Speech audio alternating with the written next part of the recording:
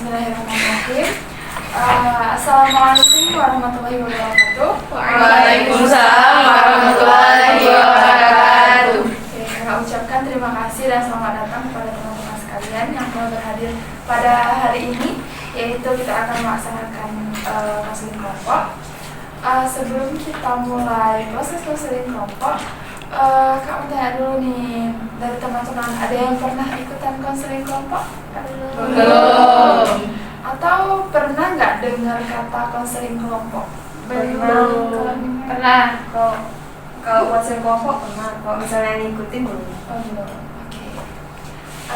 Jadi sebelum kita melaksanakan konseling kelompok kita pada hari ini, mungkin dari teman-teman ada yang bersedia untuk memimpin doa agar lancar pelaksanaan konseling kelompok kita pada hari ini.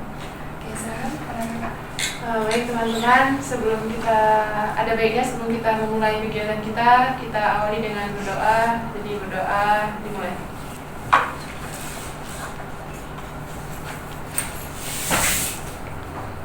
Selesai. Baik, terima kasih kepada kakak telah memimpin doa kita pada hari ini. Sebelum kita mulai konseling kelompok, teman-teman ada yang tahu nggak konseling kelompok itu apa sih? Sebelumnya pernah dengar kan Kak, tapi nggak tahu yang sedetail apa gitu. Jadi pernah dengar kalau seandainya konseling kelompok itu adalah suatu kayak duduk untuk membicarakan suatu masalah, yang mana masalah ini akan kita cari solusinya nanti bersama-sama. Oke, terima kasih Kak. Teman-teman ada yang tahu lagi? Oke, silakan Kak Dea. Konseling kelompok itu kalau menurut saya layanan untuk membantu seseorang itu menyelesaikan masalah pribadi. Oke, terima kasih Kak Dea. Ada lagi? Oke, jika tidak ada, jadi konseling kelompok itu merupakan proses pemberian bantuan yang dilakukan oleh seorang konselor kepada klien, di mana kita akan menyelesaikan satu masalah dan kita akan menyelesaikannya itu secara bersama-sama, mencari solusinya sama-sama. Kemudian kita akan menyelesaikannya dengan menggunakan dinamika kelompok. Tujuannya yaitu selain untuk menyelesaikan masalah, juga dapat untuk pencegahan terjadinya masalah selanjutnya, dan juga kita akan bisa mengambil keputusan secara mandiri. Sebelum kita mulai konseling kelompok, jadi ada peraturan dalam proses konseling kelompok. Diharapkan kepada teman-teman pada saat ingin menyampaikan pendapat ataupun ingin bertanya untuk mengangkat tangannya terlebih dahulu. Kemudian kakak mau tanya nih, teman-teman ada yang tahu nggak kenapa kita duduk melingkar seperti ini? Oke, silakan Kak. Mungkin kenapa kita duduk melingkar kayak ini, kita biar agar kita tuh lebih mudah untuk berbincang dengan permasalahan yang kita bahas, dan kita dapat merasakan apa yang dirasakan oleh teman kita. Misalnya kita dapat melakukan empati saat teman kita merasakan kesedihan gitu. Tapi kalau seandainya nggak melingkar ataupun kayak berbaris ke belakang, kan susah untuk melihat gimana teman kita saat berbicara. Oke, terima kasih Kak. Ada lagi? Oke, jika tidak ada, jadi benar yang kakaknya bilang bahwasanya tujuan kita duduk melingkar seperti ini supaya kita bisa melihat ekspresi teman-teman, kita bisa lebih mudah untuk berkomunikasi dengan teman-teman, dan kita bisa merasakan apa yang dirasakan oleh teman-teman pada saat berbicara. Pada saat proses konseling kelompok, diharapkan adanya kerahasiaan. Jadi permasalahan apapun yang akan kita bahas pada saat proses konseling kelompok, maka kita akan keep di dalam kelompok ini saja tanpa kita ceritakan di luar nantinya. Gimana teman-teman, setuju nggak? Setuju. Oke, terima kasih. Kemudian pada saat proses konseling kelompok diharapkan teman-teman dapat terbuka untuk dapat menceritakan masalahnya dan sukarela untuk menceritakan masalahnya tanpa ada paksaan dari manapun. Kemudian pada saat proses konseling kelompok diharapkan kepada teman-teman untuk dapat melindungi yaitu adanya SARA, yaitu suku, adat, ras, dan agama. Jadi kita harus menghargai teman-teman yang ada di sini. Kemudian sebelum kita mulai konseling kelompok, ada baiknya kita perkenalan terlebih dahulu nih. Teman-teman ada yang mau perkenalan? Oke, silakan Kak. Halo semua. Halo. Perkenalkan, saya Safratul Adiani. Saya tinggal di Ruko. Oke, terima kasih Kak Samratul. Ada lagi? Silakan Kak. Baik, perkenalkan nama saya Husna Fauzia, asal dari Lampung. Terima kasih. Terima kasih Kak Wisnu. Ada lagi? Silakan Kak. Perkenalkan, nama saya Ara, saya berasal dari Tungkok. Oke, terima kasih Kak Ara. Ada lagi? Silakan Kak. Perkenalkan, nama saya Zakia, saya dari Bulekari. Oke, terima kasih Kak Zakia. Ada lagi? Oke. Ayo siapa? Bilang aja Kak. Silakan Kak. Baik, perkenalkan nama saya Zahra Taufa, saya berasal dari Blamita. Oke, terima kasih Kak Zainatul. Silakan Kak. Baik, nama saya Alfa Mayara, saya dari Tanjung Selamat. Terima kasih Kak Ulfa. Silakan Kak. Perkenalkan, nama saya Yuni Zahra. Saya dari Tanjung Selamat. Oke, terima kasih Kak Yuni. Lagi? Silakan Kak. Baik teman-teman, saya Putri, saya berasal dari Darussalam. Terima kasih Kak Putri. Silakan Kak. Baik, perkenalkan saya Anissa dari Bait. Terima kasih Kak Anissa. Oke, gimana teman-teman, udah kenal belum sama yang lain? Sudah. Kini sudah. Tanya ya. Ini nama kakak ini siapa namanya? Oke, betul nggak Kak? Kakak ini? Yuni. Kalau kakak yang pakai jilbab ini siapa namanya? Kak Zahratul Afla. Benar nggak Kak? Benar. Oke. Kalau kakak ini? Belum Belum kenal ya. Oke. Terima kasih pada teman-teman. Perkenalkan, nama saya Wildani Rahmatullah. Saya merupakan mahasiswa semester 6 dari Prodi Bimbingan Konseling Islam yang akan memimpin proses konseling kelompok kita pada hari ini. Oke. Sebelum kita lanjutkan, saya mau tanya nih sama teman-teman, ada yang ingat nggak konseling kelompok itu apa sih? Silakan Kak Ulfa.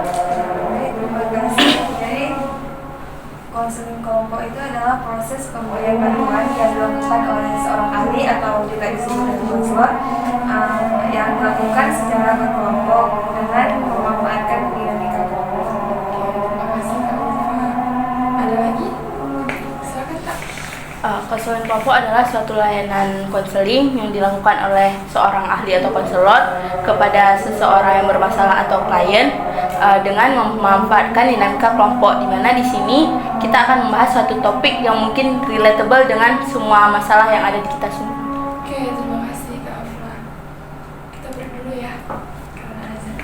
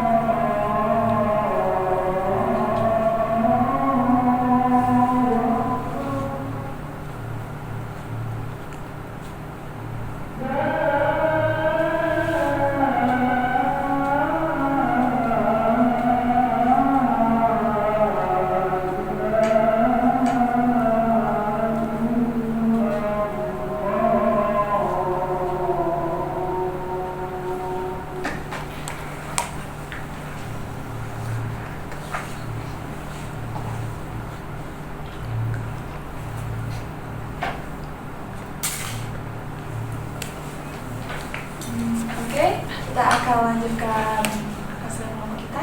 Terima kasih kepada Kak Afla yang sudah menjelaskan pengertian dari konseling kelompok. Teman-teman, ada lagi nggak yang ingin menjelaskan apa sih konseling kelompok itu?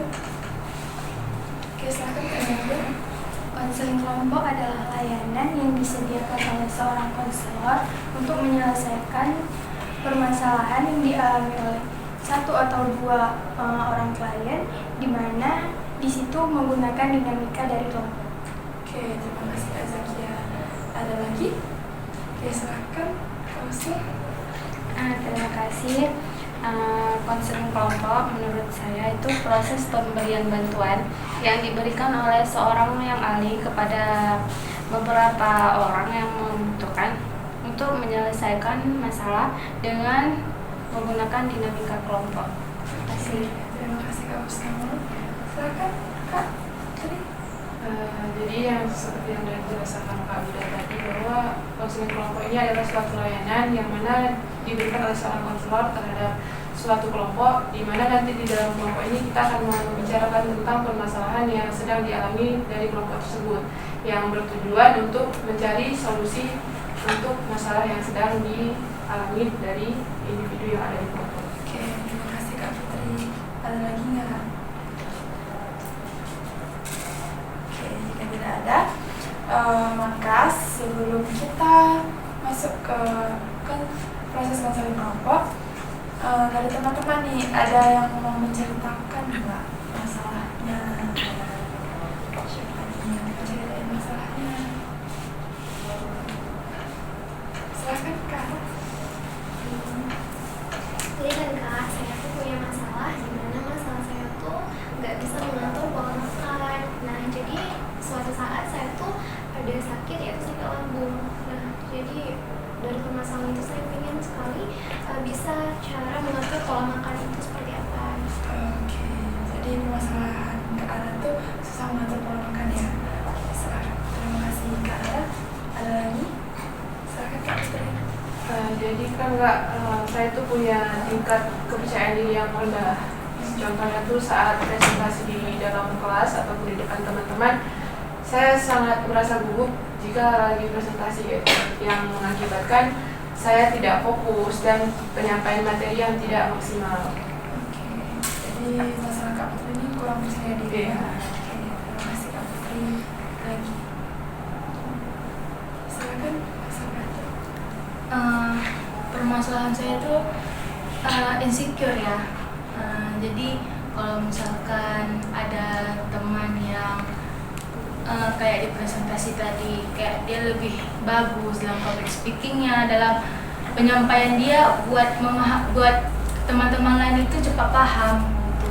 Jadi padahal saya juga udah kayak berusaha agar apa yang saya sampaikan kepada teman-teman itu bisa paham gitu, tapi terkadang juga kan teman kayak menyuruh ulang lagi gitu.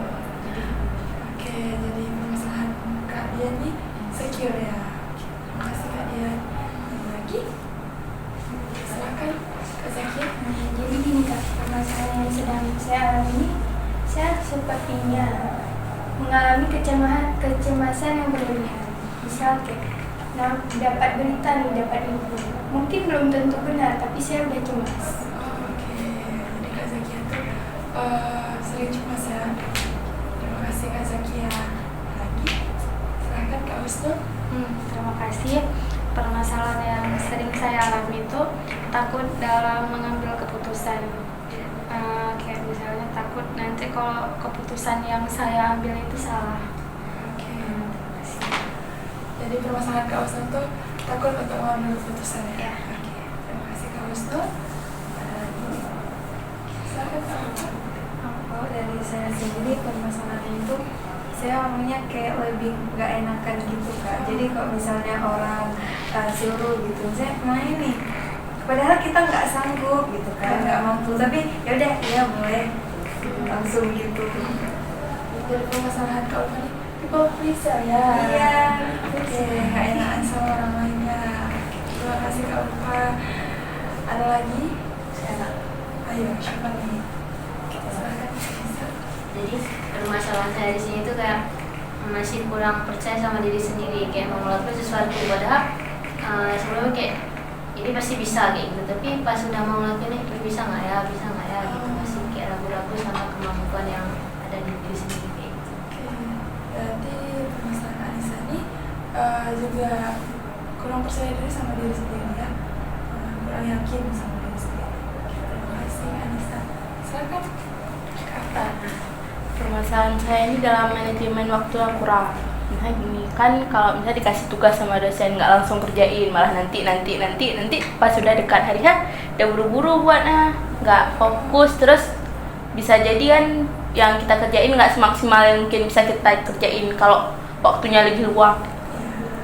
Jadi permasalahan Kak Afla ini susah untuk manage waktu. Oke, terima kasih Kak Afla. Siapa lagi nih? Silakan Kak Ayu. Kalau permasalahan saya ini kan terlalu santai. Jadi kalau bisa dalam kalau misalnya ada apa? Ada kerjaan. Misalnya kayak ini udah tentuin waktunya, misal jam 10 ya. Tapi karena tadi terlalu santai, jadi ya bentar lagi. Jadi kita nggak tepat waktu jadinya ujung-ujungnya. Ulang lagi ke memanage waktunya juga bermasalah. Jadi permasalahan Kak ini sama ya seperti Kak Afla, susah untuk memanage waktu. Terima kasih Kak Ini. Udah habis ya? Iya. Oke. Jadi dari semua permasalahan nih ada banyak masalah nih, ada 9 masalah nih. Kira-kira masalah siapa ya yang bakal kita bahas pada proses konseling kelompok? Gimana nih teman-teman? Masalah siapa ya? Oke, silakan Kak Wisnu. Menurut saya masalahnya Kak Putri yang harus diselesaikan karena kalau ketidakpercayaan diri itu kayak dampaknya ke prestasi belajar. Menurut saya sih itu. Oke, terima kasih Kak Wisnu. Siapa lagi? Silakan Kak Afla. Mungkin masalah yang paling bisa kita bahas sekarang masalah Kak Putri, karena masalah kepercayaan diri itu kan mungkin semua orang pasti ngerasain itu. Terus kalau seseorang mungkin kepercayaan dirinya rendah mempengaruhi segala hal dalam kehidupan dia. Oke, terima kasih Kak Afla. Dan yang lain? Silakan Kak Afla. Saya setuju dengan teman-teman yang mengatakan bahwa yang harus diselesaikan terlebih dahulu itu permasalahan Kak Putri karena menyangkut kepercayaan diri. Dan sama halnya dengan kakak yang tadi mengatakan juga bahwa dia juga kurang percaya diri gitu. Jadi dalam maksudnya di kelompok ini kan ada 2 permasalahan, jadi bisa sekalian diselesaikan di hari ini. Oke, terima kasih Kak Afla. Mana teman-teman? Ada lagi yang ingin berpendapat? Silakan Kak Afla. Kalau menurut saya sendiri juga lebih penting kepercayaan diri sih Kak. Karena kan kalau misalnya kepercayaan diri itu rendah, segala sesuatu kayak gak tenang gitu dalam kehidupan sehari-hari itu kita bermasalah gitu karena ketidakpercayaan diri kita. Gimana teman-teman, ada yang lebih pendapat lagi nggak? Ya tidak ada. Ini udah banyak nih yang pilih masalah Kak Putri. Ada 4 orang ya. 4 orang yang lain gimana? Gimana, setuju Kak? Setuju kita bahas masalah Kak Putri? Setuju. Oke, gimana nih Kak Putri? Bersedia nggak jika masalahnya kita bahas pada hari ini? Jadi dari tanggapan teman-teman, bahwasanya juga banyak yang bisa kayak dari kepercayaan diri ini dapat mempengaruhi, bisa kayak prestasi ataupun bisa ngomong depan orang, itu kan juga termasuk ke prestasi tadi. Nah jadi kalau memang seandainya teman-teman juga setuju, saya juga bersedia kalau seandainya permasalahan saya dibahas dalam konseling kelompok. Oke, terima kasih Kak Putri. Oke, jadi kita akan bahas masalah Kak Putri itu mengenai kurangnya kepercayaan diri. Oke, saya mau tanya nih sama Kak Putri. Coba diceritakan gimana sih permasalahan yang sebenarnya? Jadi saya merasa kalau saya itu kurang percaya diri dari masa SMA. Mungkin faktor awal dari kurangnya kepercayaan diri saya itu itulah saat saya duduk di kelas 2 SMA. Yang mana saat saya duduk di kelas 2 SMA ini saya mengalami kejadian yaitu adanya pembulian. Yaitu pembulian dari teman-teman kelas yang dilakukan ke saya sendiri, yang mana teman-teman sekelas ini seperti sekongkol untuk tidak membicarakan saya. Saat sudah saya cari apa penyebab mereka membuli saya, adanya ketidaksukaan terhadap saya, yaitu saya pernah ikut lomba, jadi teman-teman kayak nggak suka. Jadi saya kayak introspeksi diri, apa salah saya ikut lomba gitu. Apa salah saya kalau seandainya ngomong di depan. Nah dari situ saya takut lagi ngomong di depan, karena kayak takut nanti kalau seandainya saya ngomong di depan lagi dibully lagi gitu. Jadi dari situ saya lebih memilih untuk berdiam. Tapi saat di kuliah saya rasa itu adalah masalah bagi diri saya, karena itu menghambat perkembangan bagi saya, karena saya takut untuk berbicara di depan orang. Jadi salah satu faktor dari tidak kepercayaan diri Kak Putri itu adalah pembulian ya dari teman-teman. Saya mau tanya nih, kalau dari orang tua Kak Putri sendiri bagaimana? Ada nggak kira-kira penyebab dari kedua orang tua sehingga terjadinya tidak kepercayaan diri? Mungkin ada Kak. Orang tua saya terlalu mengekang saya, seperti dalam jurusan, waktu penentuan jurusan masuk ke kuliah, orang tua saya tidak menyerahkan itu ke saya, tapi menetapkan, misalnya kayak kamu harus ini, kamu harus masuk ke jurusan ini. Sedangkan yang tahu potensi saya itu saya sendiri. Saat orang tua menetapkan kamu harus mengambil ini, saya rasa kayak saya nggak bisa di situ, saya nggak mampu. Tapi orang tua tetap kekeh gitu, sehingga kayak waktu udah masuk di jurusan sekarang, kemampuan saya itu nggak di situ. Jadi kayak waktu dijelaskan dan waktu diskusi saya nggak masuk Kak, karena memang saya nggak ada kemampuan dalam jurusan yang saya ambil sekarang. Gimana teman-teman, ada yang ingin berpendapat? Ada yang saya tidak sama Putri? Oke, silakan Kak. Baik, saya akan bertanya kepada Kak Putri. Kan tadi kakak bilang kakak dikekangkan sama orang tua sama jurusan ini kan. Tapi sekarang kakak udah semester berapa sekarang? Semester 4. Semester 4.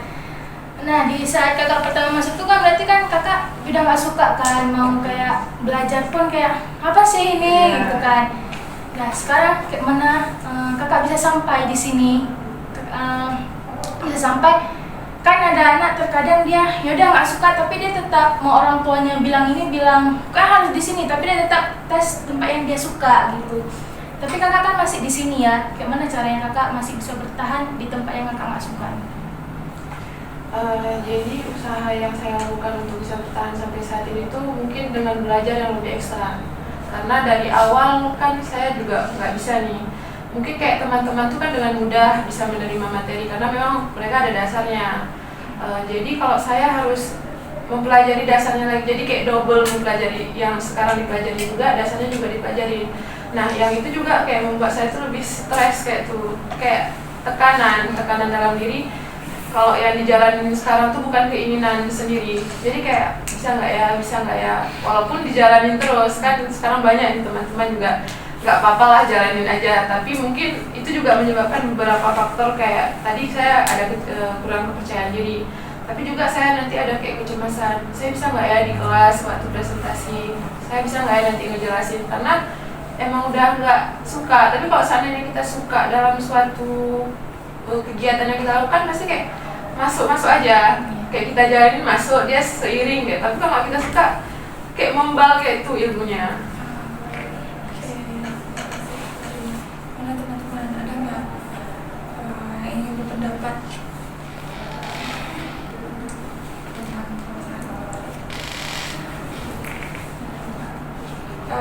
Mungkin saya sedikit ingin bertanya mengenai orang tua Kak Putri. Pada saat dalam keluarga, apakah ada nggak hambatan yang dialami pada saat ingin mengutarakan pendapat dengan orang tua? Mungkin itu adalah satu faktor dari Putri. Ada nggak? Mungkin ini nggak, kami sama-sama keras. Kayak tapi ada akhirnya juga ada yang ngalah. Misalnya kayak orang tua tadi kan kekeh saat menentukan jurusan. Tapi di keluarga ada yang bisa memahami saya, yaitu kakak saya.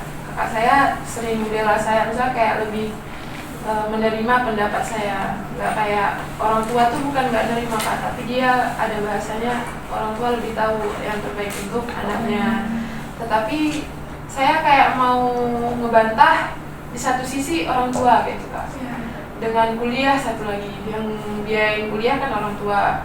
Kalau saya seandainya tetap kekeh untuk bisa mengambil jurusan yang saya inginkan, saya takutnya kayak terbengkalai nanti, kayak mikirin gimana nanti biayanya. Walaupun orang tua pasti ngebiayain, tapi kan kayak ada ini kan pilihan saya kayak takut juga gagal kayak itu. Karena untuk meyakinin orang tua tuh agak sulit Kak. Jadi di akhirnya saya juga akhirnya menerima apa keputusan orang tua. Dan kakak saya juga sekarang masih sering kontak-kontak saya, kayak nanya kabar gimana dengan kuliah saya. Saya masih ngerasa kalau ada yang peduli sama saya. Tapi dengan orang tua tadi kayak nggak yakin, saya masih berpikir gimana ya, saya bisa nggak ya gitu. Terima kasih Kak Putri.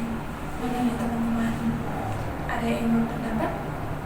Silakan Kak Ara. Jadi saya ingin sedikit mengetahui nih, tadi kata Kak Putri bahwa Kak Putri ini takut dalam misalnya kayak presentasi gitu. Nah saya ingin tahu nih seberapa takut sih kakak dalam misalnya kayak presentasi tadi, apakah takutnya itu sampai kayak munculnya deg-degan atau kayak merasa dingin sampai berkeringat atau gimana gitu, bisakah kakak ceritakan? Saat melakukan presentasi itu mungkin kecemasan gitu Kak. Saya kayak lebih gugup. Ada ketakutan yang mungkin itu nggak terjadi. Tapi karena tidak adanya kepercayaan diri tadi, saya udah menerka-nerka duluan. Nanti kayak gini nggak ya, saya bisa nggak ya. Tapi saya sebenarnya sadar akan kok saya itu mampu, bisa kalau saya mengeluarkan usaha yang lebih ekstra lagi. Tapi ada rasa, ya itu tadi kayak rasa capek gitu, karena harus ekstra tadi. Tapi waktu saya udah melakukannya, saya bisa, tapi kecemasan yang berlebihan tadi tuh kayak mengganggu pikiran saya di awal presentasi. Saya juga berusaha sudah menerima ketetapan-ketetapan yang sudah saya alami, tapi mungkin agak sulit ya. Dan teman-teman, ada yang ingin berpendapat? Mungkin ada pengalaman teman-teman mengenai tidak kepercayaan diri.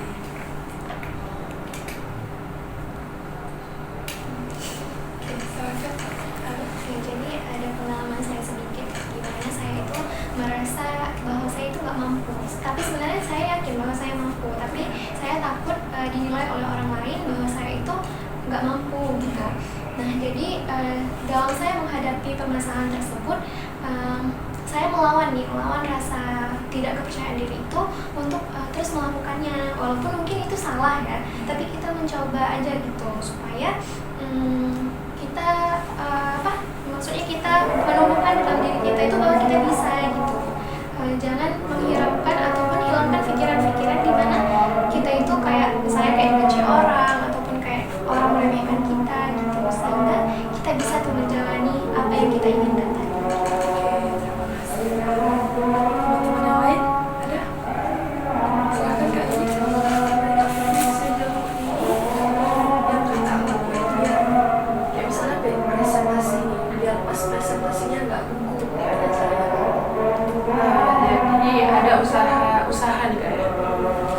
Usahanya itu mungkin yang pertama saat presentasi tadi yaitu belajar materinya tuh saya usahakan untuk dipahami sepahamnya, misal kayak lebih belajar waktu mau presentasi belajar dulu. Habis itu ada usaha lain yang saya lakukan yaitu ikut organisasi. Saya mencoba mengikuti beberapa organisasi dalam kampus yang tujuan saya tuh untuk bisa meningkatkan kepercayaan diri saya, karena saya tahu bahwa di organisasi itu kita bukan dipaksa, tapi diusahakan untuk bisa berbicara di depan orang. Usaha yang saya lakukan ini, saya merasa ada perubahan dalam diri saya, yaitu kayak di kampus kan ada di organisasi yang ada nih, saya diamanahkan untuk memegang suatu bidang. Dengan dikasihnya kepercayaan itu, saya merasa saya harus kayak gini.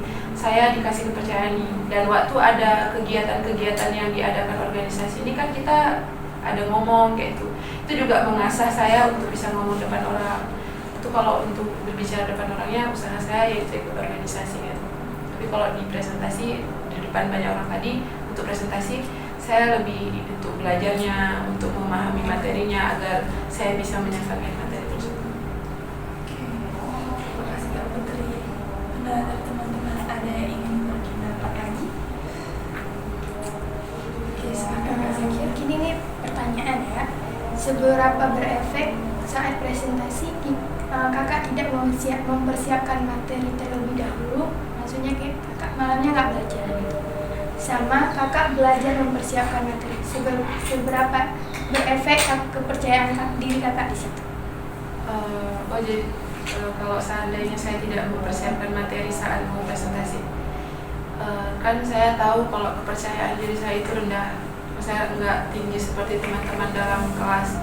Jadi kalau seandainya saya tidak belajar, mungkin kalau teman-teman tadi kan walaupun dia nggak belajar, dia udah ada nih dasarnya, jadi dia bisa merangkai kata-kata. Tapi kalau dengan saya yang kurangnya kepercayaan diri saya langsung kayak diam kayak tukang, kayak gugup, nggak tahu mau ngomong apa. Waktu ditanyain pun kayak ngeblank gitu.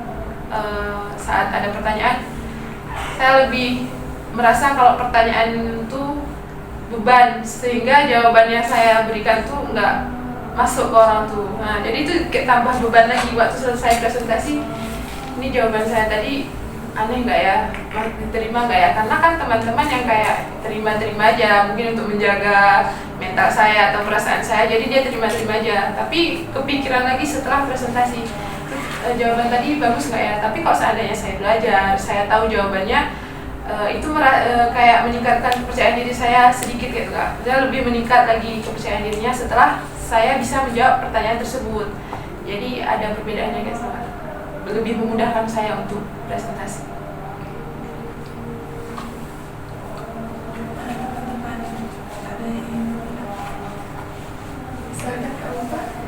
Kan kakak tadi bilang kalau misalnya tempat yang kakak sekarang itu kuliah tempat yang kakak suka, yang nggak kakak suka dulu, misalnya paksaan dari orang tua kan, dan mempengaruhi dengan kepercayaan diri kakak. Jadi sekarang tuh saya tuh mau tanya, kakak ini lebih fokus untuk menyelesaikan masalah kakak tentang kepercayaan diri kakak atau tentang tempat itu gitu?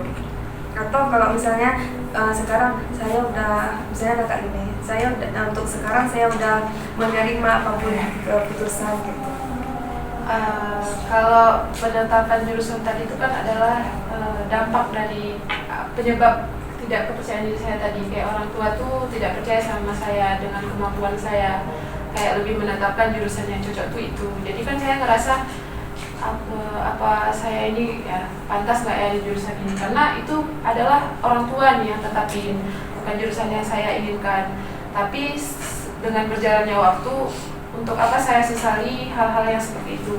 Jadi saya sekarang kayak mau fokus untuk memperbaiki apa yang saya jalankan sekarang. Jadi kayak yang kakak saya tadi, jadi saya lebih fokus ke meningkatkan kepercayaan dirinya. Saya sudah tidak mempermasalahkan lagi jurusan yang saya ambil ini bukan keinginan saya, karena untuk apa saya menyesali itu semua, karena udah terjadi kan Kak. Jadi sekarang saya lebih fokus ke memperbaiki kepercayaan dirinya dia, biar ini yang sudah terjadi ini biar lebih baik lagi gitu.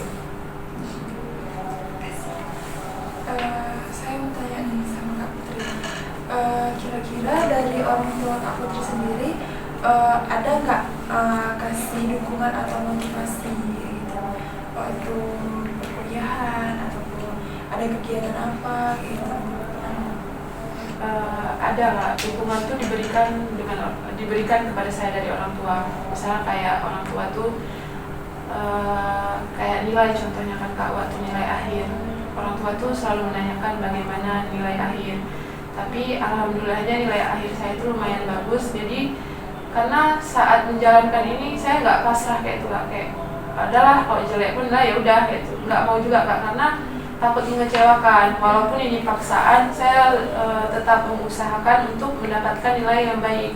Orang tua tuh tetap mensupport, karena ini kan apalagi saya mengiyakan keinginan orang tua saya, jadi kan mereka senang Kak.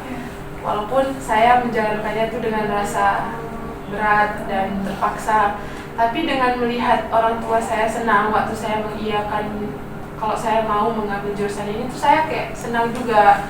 Tapi walaupun dengan rasa yang senang, sakit di sayanya gitu kan Kak. Jadi kayak ya udahlah, terima aja ketetapan yang udah diberikan sama orang tua. Dan orang tua karena saya ngambil jurusan yang udah dia tetapin itu dia kayak senang, terus dia kayak mana nak kuliahnya hari ini, kayak mana nilainya hari ini, ikut apa aja. Saya menerima itu, saya juga senang waktu orang tua saya tuh memberikan perhatian. Tapi satu sisinya itu tadi Kak, tapi saya sudah nggak mengingat itunya lagi, ya kayak tadi saya lebih mau memperbaiki saja. Berarti orang tua Kak Putri tetap mendukung apa yang Kak Putri lakukan ya, mau itu kegiatan apapun. Oke, terima kasih Kak Putri. Gimana teman-teman?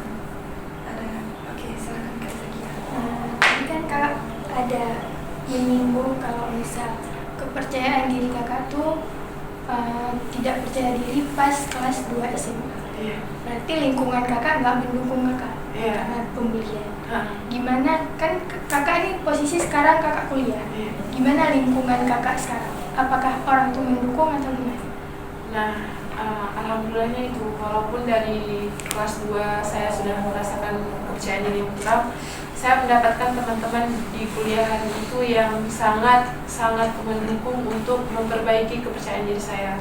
Kayak yang saya bilang tadi kan, kalau misalnya presentasi saya jawab, mereka menerima aja walaupun jawaban saya tuh bagus atau enggak. Nah itu menurut saya adalah salah satu yang mereka lakukan untuk bisa mengembalikan kepercayaan diri saya. Dan alhamdulillahnya saya menemukan teman-teman yang positif di kampus kayak itu, yang mengajak saya ikut organisasi yang bagus dan mau mengajarkan kalau seandainya saya nggak paham. Beda waktu SMA, orang ini lebih egois gitu Kak, kayak ya kalau memang kau nggak paham ya udah, tapi kalau di kuliah ayo kita belajar sama-sama kayak. Jadi saya nggak ada merasa kesulitan lagi, misalnya kayak orang tuh membantu saya untuk bisa memahami materi yang saya nggak paham di kelas. Dan juga saya memiliki teman yang sangat kayak mengapresiasi saya walaupun saya melakukan hal kecil, misalnya kayak bisa menjawab di depan kelas tadi. Habis itu kalau seandainya ada apa-apa dia bilang, Auliana kamu pasti bisa, Putri kamu pasti bisa gitu, kamu pasti bisa ngelakuin ini.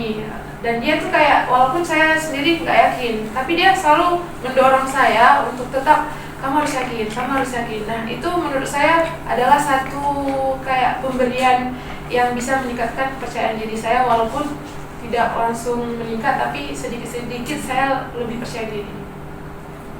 Oke, makasih Kak Putri. Ada lagi nggak? Mungkin ada dari pengalaman teman-teman.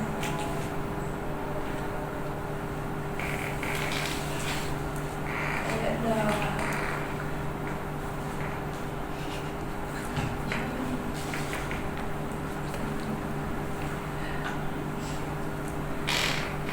Oke, jika tidak ada, mungkin saya akan sedikit bertanya.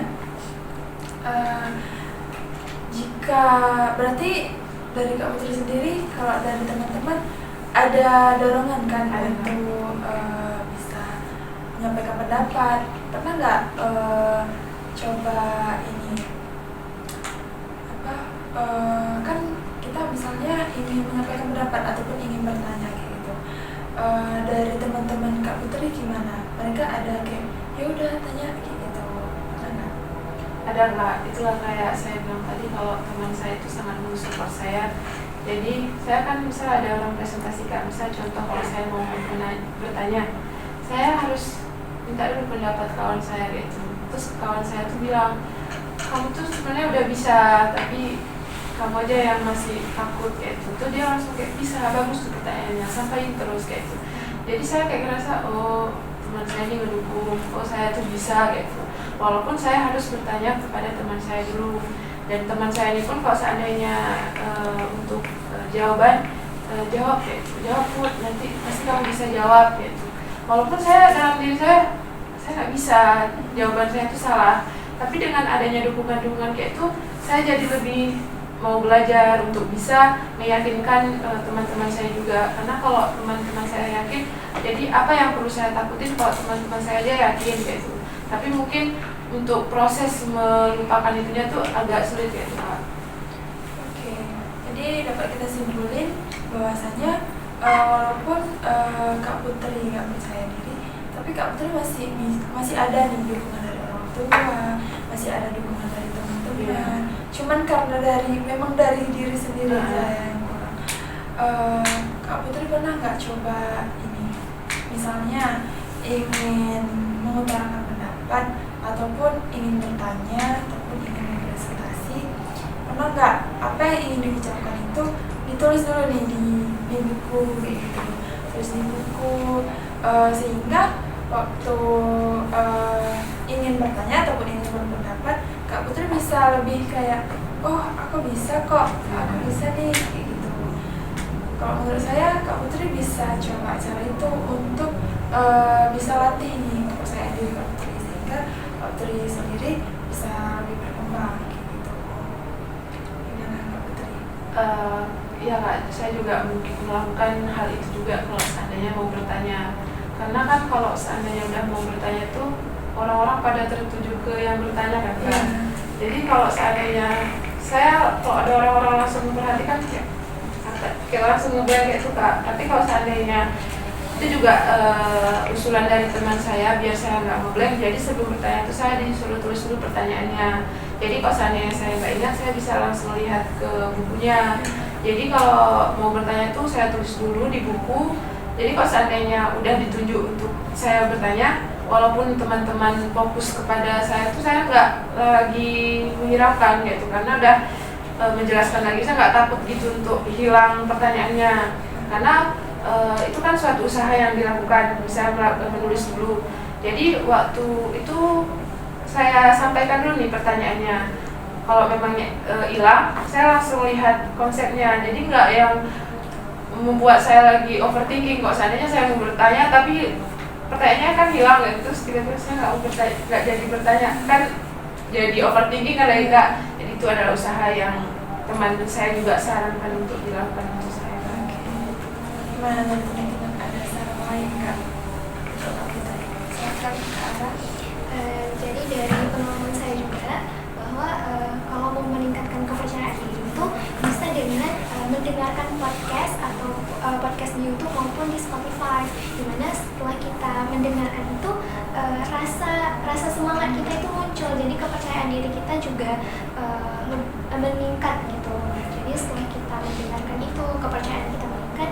Jadi setelah kita misalnya besoknya kita ke kampus ataupun besoknya kita presentasi, kita tuh udah ada semangat yang lebih tinggi lagi gitu, sehingga kepercayaan diri kita meningkat. Mungkin itu bisa membantu Kak Putri juga dalam meningkatkan kepercayaan diri tadi, karena udah ada rasa inginnya gitu, udah ada muncul rasa semangat. Jadi bisa mungkin menggunakan metode tadi, bahwa mendengarkan podcast di YouTube maupun di mana. Terima kasih.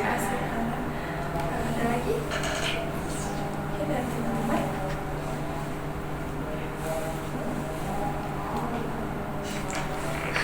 Oke, silakan Kak Azra. Baik, mungkin sarannya kayak gini. Mungkin kan kakak dulu pas SMA sempat dibully gitu kan. Karena kakak mungkin dibully bukan karena kekurangan kakak, karena kelebihan malah. Kakak kan punya prestasi pas SMA. Mereka membuli kakak karena mereka tidak mempunyai kelebihan yang kakak punya itu. Mereka kan mungkin nggak terlalu berprestasi seperti kakak. Jadi kakak cuma perlu tanamin ke diri kakak. Kita nggak perlu disukain sama semua orang. Kita hanya perlu kita punya sahabat kayak kakak bilang. Kan ada teman-teman yang mensupport kakak tuh kan. Kakak cuma fokus ke situ aja, nggak perlu fokus sama orang yang ngebully atau menghina kakak. Karena kita kan nggak bisa menutup mulut semua orang, kita hanya bisa menutup kuping kita sendiri. Terima kasih Kak Amra. Dari teman-teman yang lain, ada lagi? Saya bisa menambahkan bahwa betul yang dibilang sama Kak Zahra tadi gitu kan. Nah jadi ada satu lagi hal yang ingin saya katakan, yaitu jangan terlalu sering mengeksplor di media sosial mengenai yang kayak yang dapat mengurangi kepercayaan diri kita. Misalnya kayak ada tuh kayak misalnya di media sosial tuh yang kayak galau-galauan gitu, itu tuh dapat merendahkan diri kita, dapat merendahkan kepercayaan diri kita, terus kita merasa diri kita tuh selalu sedih, jadi nggak ada rasa meningkat, rasa kepercayaan diri kita itu tidak meningkat gitu. Jadi ya saran saya jangan jangan terlalu mengeksplor yang seperti itu. Saya kan kayak sekarang nih di TikTok banyak ya, kan? Jadi lebih baik kita tuh lebih fokus ke yang kayak podcast tadi ataupun kayak konten-konten yang lebih bermanfaat. Oke, terima kasih Kak Ara. Oke, silakan. Seperti yang Ara bilang tadi juga, dengan mendengarkan Spotify kayak gitu kan, di YouTube itu podcast ya. Selain itu kita juga bisa kayak membaca buku gitu kan, membaca buku yang positif dengan kata-katanya, kan ada sekarang quote-quote gitu. Dengan begitu energi positif kita tuh semakin meningkat, jadi kita nggak mudah kepercayaan diri kita itu nggak mudah turun gitu aja, malah semakin meningkat gitu. Terus juga rasa insecure itu, ya kan, rasa insecure kita itu juga semakin meningkat dengan mendengarkan hal-hal yang positif. Jadi jangan sering juga kayak dengar-dengar lagu galau gitu. Kita lebih dengan mengekspresikan diri kita itu lebih ceria. Oke, terima kasih Kak. Ada lagi nggak? Teman-teman. Oke, gimana nih Kak Putri dari solusi yang udah dikasih dari teman-teman? Ada fokus nih sama diri sendiri, jangan dengar kata orang lain. Abis itu ada baca buku, abis itu ada dengar podcast tadi ya. Abis itu apa lagi? Kurang untuk mengeksplor mengenai hal-hal yang bisa mengurangi kepercayaan diri. Gimana nih menurut Kak Putri? Saya dari teman-teman memberikan solusi terhadap masalah saya, ini sangat membuka pikiran saya kayak itu Kak. Tadi yang sebelumnya pemikiran saya itu bahwa saya nggak mau lagi lah nunjukin ini biar teman-teman saya itu nggak benci sama saya. Tapi dengan menanamkan pemikiran seperti itu, saya lebih kayak tertutup, lebih kayak nggak percaya diri lagi. Seperti yang dikatakan sama Kak Zahratul Aflah, yang mana saya baru menyadari bahwa benar yang dikatakan Kak Aflah, kalau saya tuh dijauhi karena kelebihan saya, bukan karena kekurangan saya. Jadi apa yang membuat saya untuk tidak percaya diri, malah dengan kelebihan itu saya tunjukkan kepada orang-orang bahwa saya mampu, bukan lebih kayak saya nggak bisa kayak gitu. Karena saya memiliki kelebihan. Mungkin itu yang ada kesalahan dalam diri saya, yaitu tidak melihat kelebihan tapi lebih fokus ke kekurangannya. Dan saya juga baru mendapatkan bahwa yang kayak dikatakan Kak Ara sama Kak Ulfa tadi, bahwasanya untuk meningkatkan kepercayaan diri itu kita harus banyak mendengarkan motivasi dalam kayak yang diberikan oleh kayak tokoh-tokoh yang ini. Jadi kayak kita tuh lebih termotivasi. Tapi sedangkan yang saya dapat sekarang tuh saya lebih kayak kan TikTok tuh kayak tahu kan Kak perasaan kita kayak kita buka keluar yang kayak ini terus lebih kok kayak gini ya, kok dia paham ya. Jadinya kita tuh mendukung kekurangan kita, bukan lebih kayak melawan. Dengan adanya kayak TikTok tadi, oh berarti benar nih, kok saya tuh salah, oh ini betul kalau saya tuh memang salah nih kalau ngelakuin kayak gini. Tapi itulah yang membuat lebih lebih turun kayak itu kepercayaan dirinya. Sedangkan harusnya itu saya melawan bahwasanya itu nggak benar kayak itu, karena itu kan pemikiran orang yang dirasakan oleh orang lain, bukan saya sendiri. Kenapa saya lebih menanamkan pemikiran orang ke pemikiran saya? Jadi untuk kedepannya mungkin saya bisa melakukan hal-hal yang sudah dikatakan oleh Kak Afla, Kak Ara, dan Kak Ulfa. Oke, terima kasih kepada Kak Putri dan terima kasih kepada teman-teman sekalian. Jadi Kak Putri juga menyetujui mengenai solusi yang sudah dikasih sama teman-teman sekalian. Mungkin proses konseling kelompok kita bisa kita akhiri di sini saja. Kita akan mengambil sedikit kesimpulan mengenai permasalahan yang kita bahas pada saat ini. Dari teman-teman, ada nggak yang ingin mengambil kesimpulan dari proses konseling kelompok kita pada hari ini? Oke, silakan. Mungkin sebelumnya saya mengucapkan terima kasih kepada teman-teman yang sudah peduli dengan permasalahan saya, sehingga saya dapat mengambil kesimpulan dari konseling kelompok yang kita lakukan hari ini, yaitu jangan fokus terhadap kekurangan kita, tapi fokuslah akan hal-hal yang kelebihan dalam diri kita, sehingga kita dapat mengembangkan kelebihan tersebut untuk menutupi kekurangan yang ada dalam diri kita. Oke, terima kasih Kak Putri. Dan teman-teman yang lain, ada yang ingin berkesimpulan? Silakan. Baik, kesimpulan dari saya, kita itu harus melihat juga ke depannya, perkembangan kita ke depannya ya. Apalagi sekarang itu kita itu semakin berjalannya waktu, umur kita juga semakin jalan gitu kan. Habis itu masa depan akan menunggu kita nantinya. Dan untuk kita juga di saat punya teman tadi yang punya masalah itu, kita kasih aja apresiasi buat dia. Misalkan gini, kayak dia itu udah siap presentasi tadi kan, kasih bilang kamu hebat kok hari ini. Kalau misalkan menurut kamu kurang, berarti kamu harus menambahkan lagi kekurangan kamu gitu. Tapi menurut saya kamu udah hebat banget malahan. Oke, terima kasih Kak Dia. Ada lagi? Oke, silakan Kak Ara. Dari yang udah kita obrolin tadi, kesimpulan yang dapat saya ambil itu adalah yang pertama, ketika kita merasakan kepercayaan diri rendah atau konsep diri rendah, yang harus kita lakukan itu sebenarnya adalah untuk melawan rasa itu dengan cara misalnya kayak yang sudah teman-teman jelasin tadi juga, seperti misalnya membaca buku, mendengarkan podcast, ataupun kayak berpikir bahwa yang dibenci orang itu bukan karena kekurangan kita, namun karena kelebihan kita gitu. Nah, dengan kayak gitu, dengan kita memikirkan hal seperti itu, maka kita capek-capek nih menilai diri kita tuh bahwa kita tuh kayak rendah gitu, ataupun nggak mampu melakukan hal apapun gitu. Malah yang seharusnya kita lakukan itu adalah untuk memperbaiki hal itu, memperbaiki habits kita ataupun pikiran-pikiran negatif dalam diri kita, karena yang membuat kepercayaan kita itu rendah itu diri kita sendiri bahkan gitu. Nah, oleh karenanya kesimpulannya adalah yaitu dengan mencari kayak yang harus kita dengarin itu adalah yang positif atau mencari lingkungan yang positif, kayak seperti Kak Putri tadi kan ada temannya yang membantu mensupport dia gitu. Jadi itu sih kesimpulannya, bahwa yang jangan memikirkan hal-hal yang negatif, tapi pikirkanlah yang positif, karena yang membuat diri kita itu rendah adalah diri kita sendiri. Oke, terima kasih Kak Ara. Lagi? Oke, setelah Kak Afla. Mungkin kayak Kak Putri bilang tadi, malah dia rasa kepercayaan diri dia itu tumbuh karena mengikuti organisasi. Jadi mungkin kita dapat menyimpulkan kalau kita mungkin melakukan kegiatan yang bisa menimbulkan atau memupuk kepercayaan diri kita tuh bisa muncul, karena ya setiap orang punya kelebihan masing-masing asalkan dia pede menyampaikan.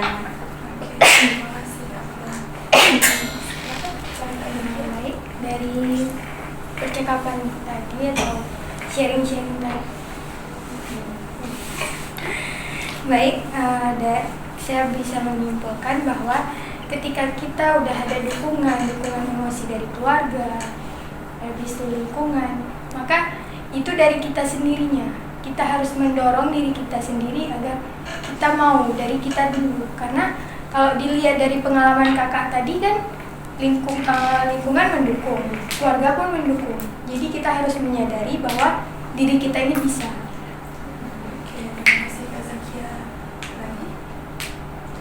Oke, jika tidak ada, jadi dapat kita ambil kesimpulannya bahwasanya walaupun adanya kita ketidakpercayaan diri pada diri kita sendiri, seharusnya kita bisa yakin sama diri sendiri dan kita bisa menerapkan solusi yang diberikan teman-teman tadi, ada mendengarkan podcast, membaca buku, ataupun melawan rasa takut yang kita punya gitu. Oke, mungkin sekian proses konseling kita pada hari ini. Dari teman-teman ada yang ingin menyampaikan kesan dan pesannya tidak? Oke, siapa nih yang ingin menyampaikan kesan dan pesannya? Silakan Kak Dewi.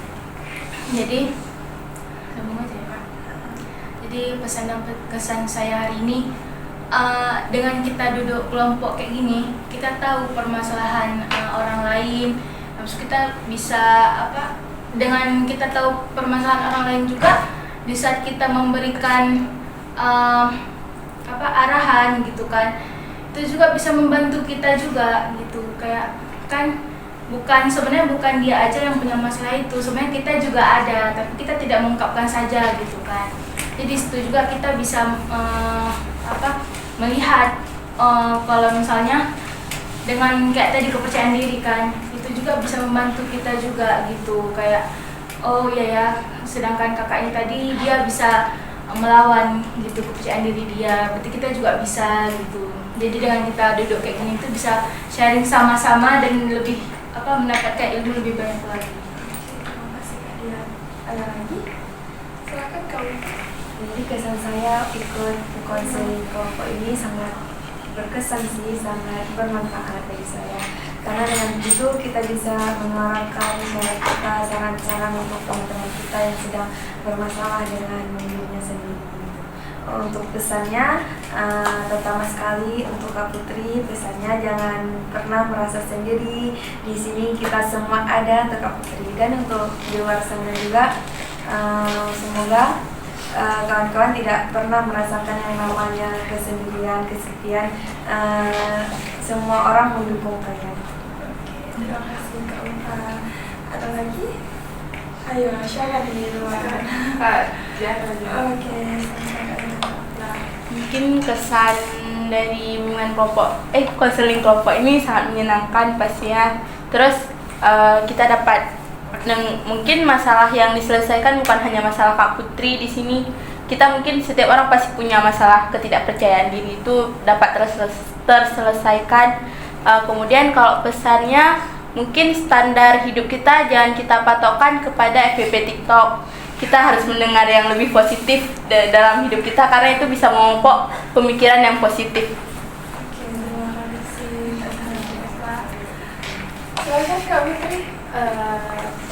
Pesan saya dalam mengikuti layanan konseling kelompok yang diadakan sama Kak Widani, saya sangat senang dan saya sangat berterima kasih kepada teman-teman yang sudah peduli nih dengan permasalahan yang sedang saya alami, sehingga dengan kepedulian teman-teman saya ngerasa kalau sekarang saya tuh lebih tahu apa yang harus saya lakukan ke depannya untuk meningkatkan kepercayaan diri, dan saya lebih tahu bahwasanya apa yang sebelumnya saya terapkan dalam hidup saya itu adalah kesalahan yang membuat kepercayaan diri saya itu lebih turun, bukannya lebih meningkat. Dengan pemberian dari teman-teman tadi, kayak saran dari teman-teman tadi itu lebih membuka pikiran saya. Jadi saya juga tahu apa yang harus saya lakukan ke depannya.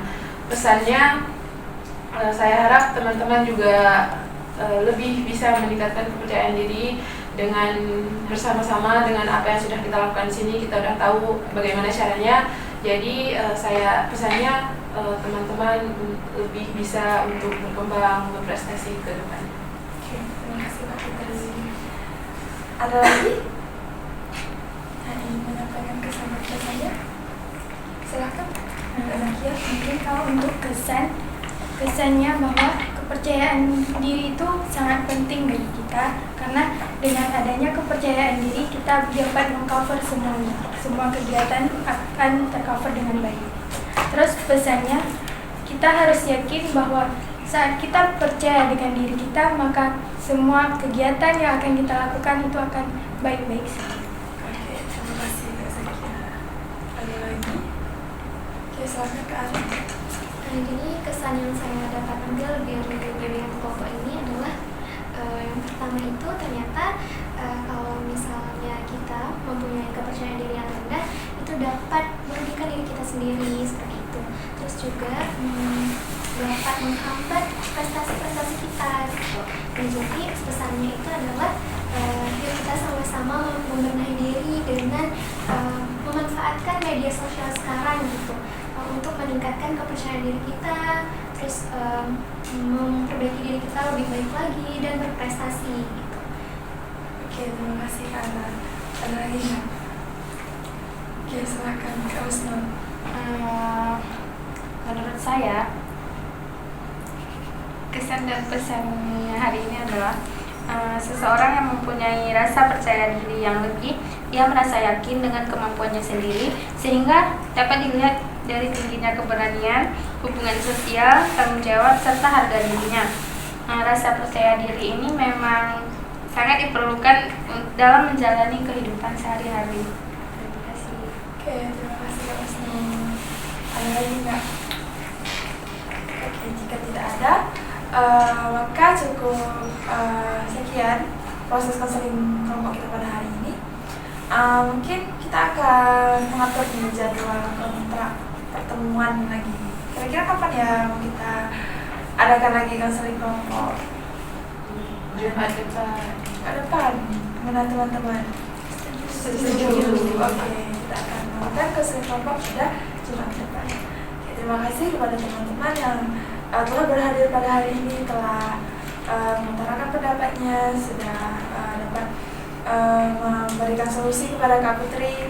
Kak Putri juga semangat untuk bisa membagikan kembali kepercayaan diri. Oke, mungkin cukup sekian. Lebih dan kurangnya saya mohon maaf.